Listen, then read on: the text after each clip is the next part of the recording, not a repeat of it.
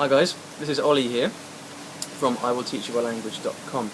Today what I'm going to be talking about is something that gets right to the heart of language learning, and it's the keys to language learning, the conditions that we need to have in order for learning to be successful. Without these keys, it's not going to work. Okay, these are the fundamentals. Now, people do differ slightly on their lists of what conditions are necessary for language learning. I think there are probably three which everyone will agree on. I'm going to give you a list of 5 which I think are equally important. You can, add or subtract 1 or 2, but this is a fairly comprehensive list. What I'm going to do is I'm going to talk about first the process that I tend to go through when I'm learning a language, and then I'm going to relate that to these 5 conditions for learning, and so hopefully we can see how each stage that I go through relates to these conditions. Okay, so the first thing that I do when I'm starting learning a language is, well, it's perhaps not something that I do, but I have an interest that comes from somewhere. Okay? You have to be interested in order to be successful at learning, otherwise it's going to be a very long slog. So for me, for example, when I first learned French, which was the first foreign language that I learned, my interest was really because I wanted to get out of the UK. It's as simple as that. And France was the closest place, which, were with a pretty different culture. Obviously I could have gone to Wales, but it might not have been quite so interesting. I went to Paris, and so that was my interest basically. It was getting away from the UK, living somewhere different. When I learned Portuguese, my main motivation or interest there was that I had Brazilian friends. I'd made Brazilian friends, and I wanted to be able to communicate with them and also travel to Brazil. Okay, so number 1, there is an interest that comes from somewhere. I have not learned a language yet without that interest.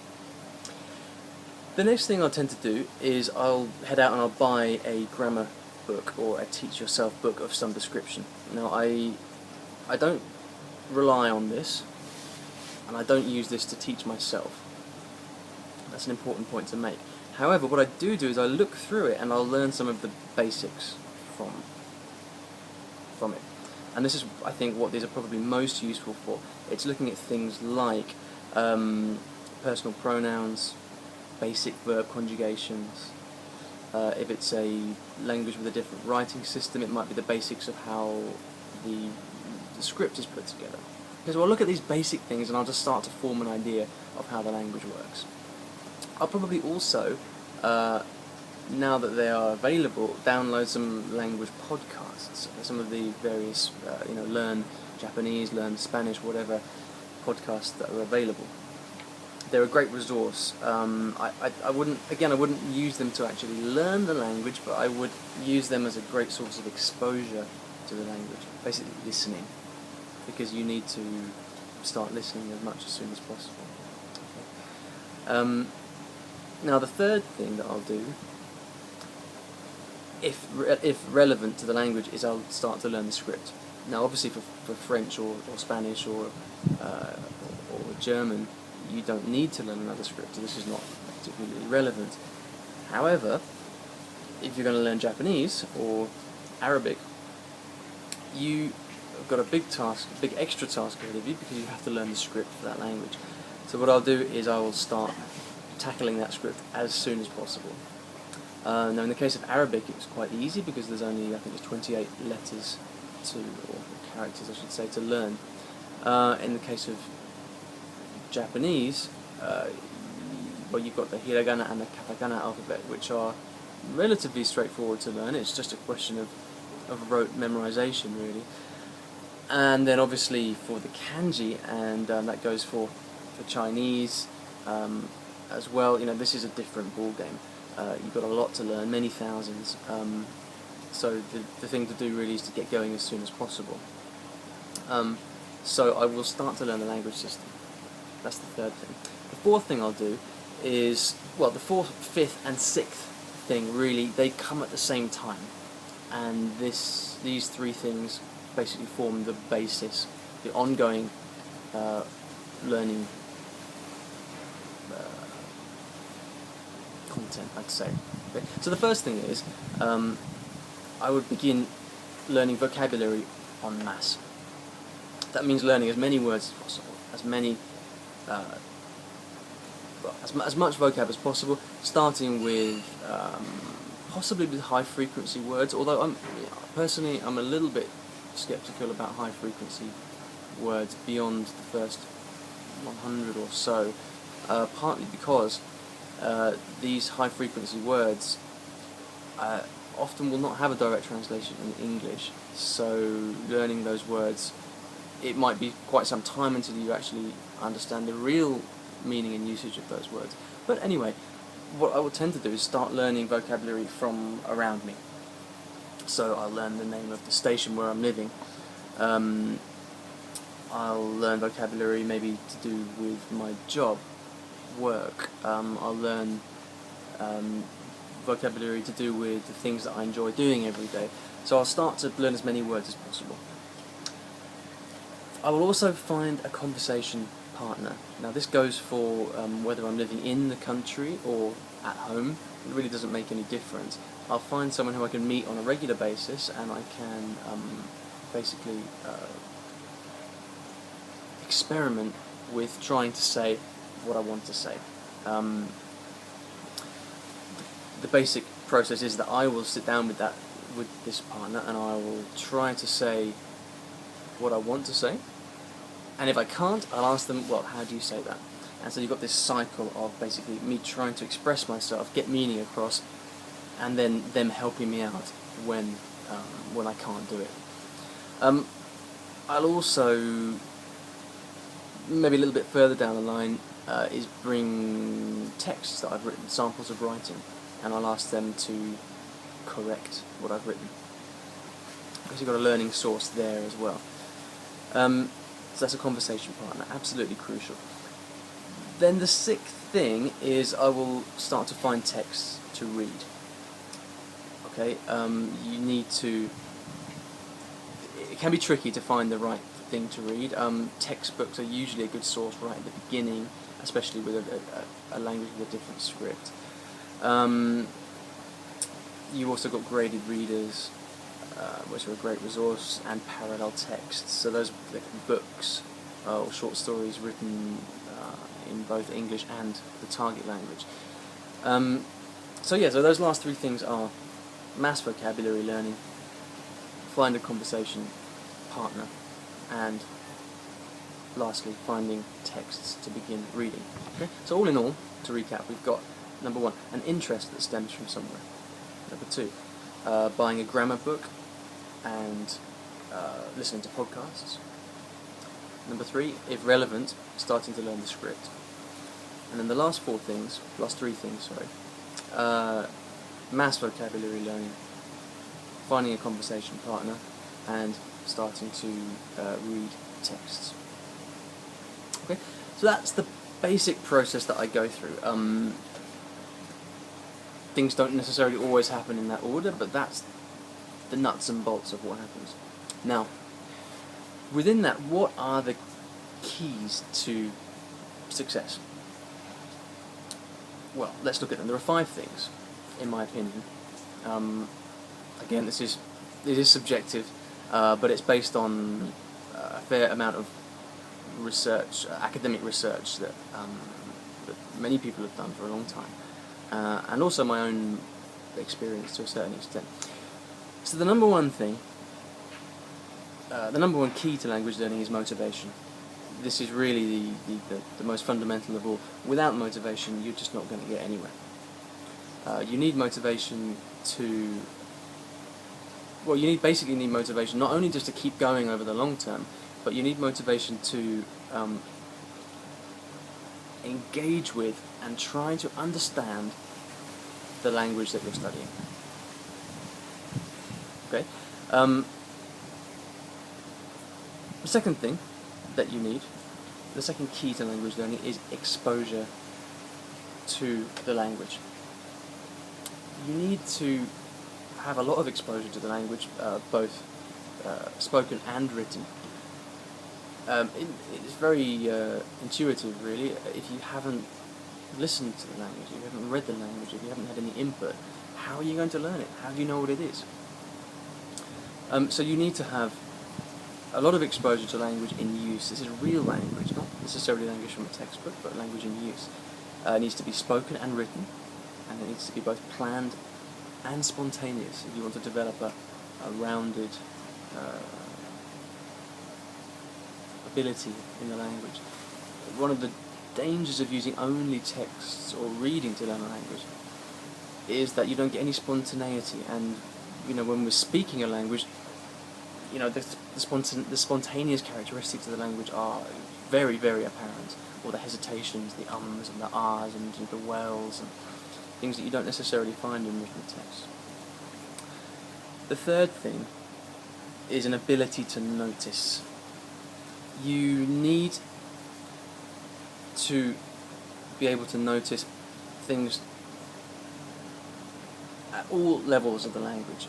And essentially this is because it comes from the belief that you cannot be taught a language. You have to teach yourself. Learning a language is about constructing it's about constructing your own understanding of this entity, which is a language. And to that extent, everyone has got a fairly unique perspective on this. No two people will see language in exactly the same way. So when you're studying, when you're learning for yourself, you have to be able to notice those characteristics of the language which are most relevant and appropriate to you at that time. Okay, and that could be the use of a grammatical function in a specific situation. It could be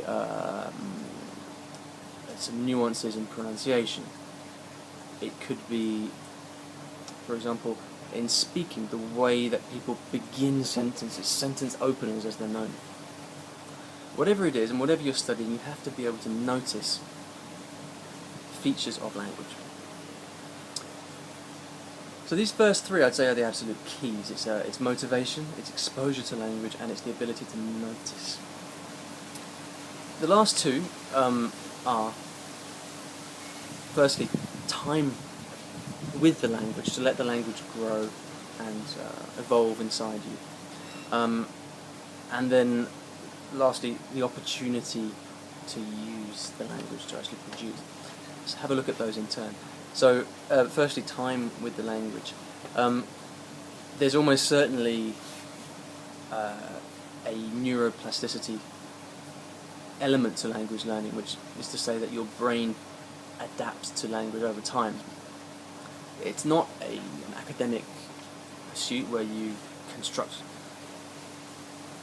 discrete bits of knowledge and then make it into a whole, as with, say, mathematics. It is an art form, and as such your brain takes time to adjust to that. So you do need to allow time for that to happen. I mean, I've often noticed that I've gone on holiday or I've gone for a number of months without using the language, and then when I've come back to it, it's actually improved somehow, and I think that's because your brain keeps working when you're sleeping, it keeps working when you're doing other things. So you have to allow time for the language to flower.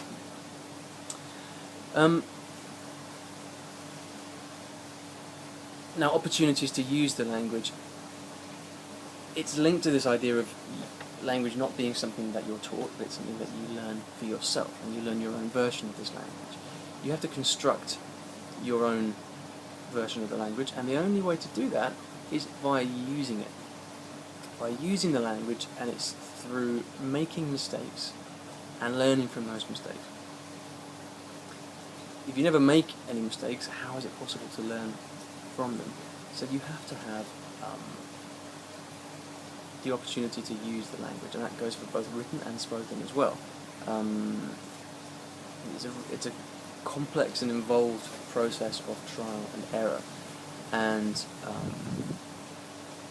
you cannot just be sitting at home learning on a computer or learning from books. You have to get out there and practice using the language. Okay? So just to recap, we've got motivation, number 1. We've got exposure to language, number 2. We've got the ability to notice, number 3. We've got time with the language, number 4. And number 5, we've got opportunities to use the language.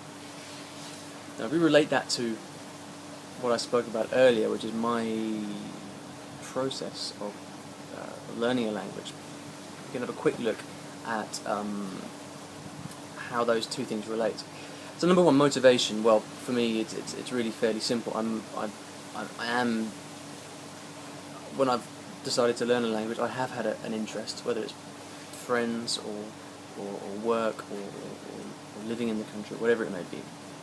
And because I find language learning a fascinating thing, that's really no problem for me to keep that motivation there. It may be very different for others. For me, I've been quite lucky, and I've certainly had no problem with that. Number 2, exposure to language.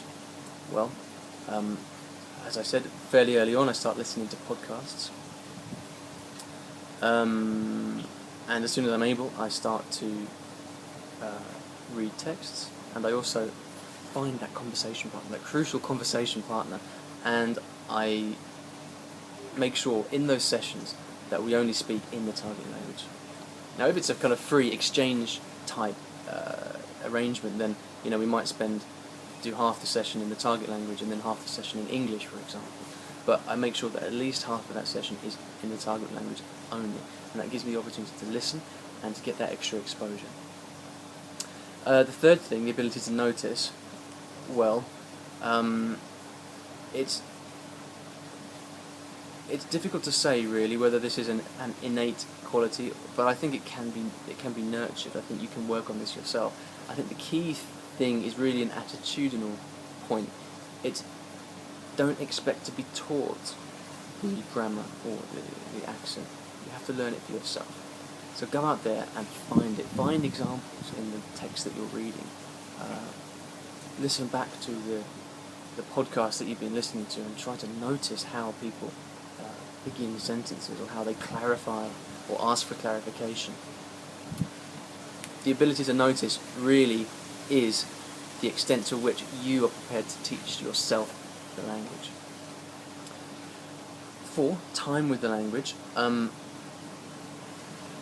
Well, there's really no way around it. It takes a lot of time.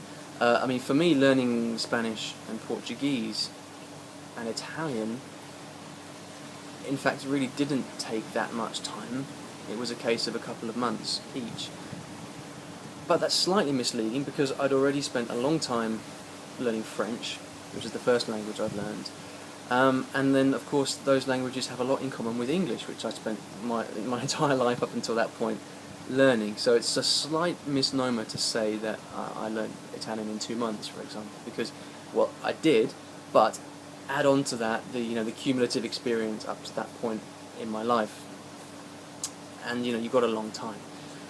Japanese certainly took me an awfully long time to get comfortable with the language. We're talking a good couple of years until I really felt comfortable with it. Cantonese has been for me the most difficult of all, I think, because of the tonal system to the language, and there's really it's a huge ongoing project for me, and I'm very wary that it does take time, and I'm trying to stay as patient as I can with the process. And then 5, opportunities to use. Well, I find that conversation partner. I find that person as soon as possible, and I try to meet that person, or sometimes many people, as often as possible. This is the opportunity to use for me, and it's what I find most enjoyable. Other people may prefer writing, or may prefer to practice with their partner. For me personally, I really enjoy the social aspect of it. So I find that conversation partner to speak with, and I also get out there, and if I'm lucky enough to live in the country where the target language is spoken, I'll get out there I'll talk to as many people as possible. I will talk to people in shops. I'll make a point of asking extra questions in railway stations, or asking questions about the coffee that I'm ordering. I'll do activities that I'm interested in, and take classes that are conducted in that language, and I'll make sure that I am always speaking and having that opportunity to use the language, and to make as many mistakes as possible, because it's making those mistakes that you really learn. Okay, so that is a brief summary of, well, it's not very brief, is it? It's a fairly lengthy summary of my language learning process and the keys to language learning. Now, you may well disagree with some of those points. If you do, I'd be delighted to hear from you, so please leave a comment below and let me know what you think. And also, don't forget to drop by iwillteachyoualanguage.com for articles, tips and advice on fast and intelligent language learning. Cheers.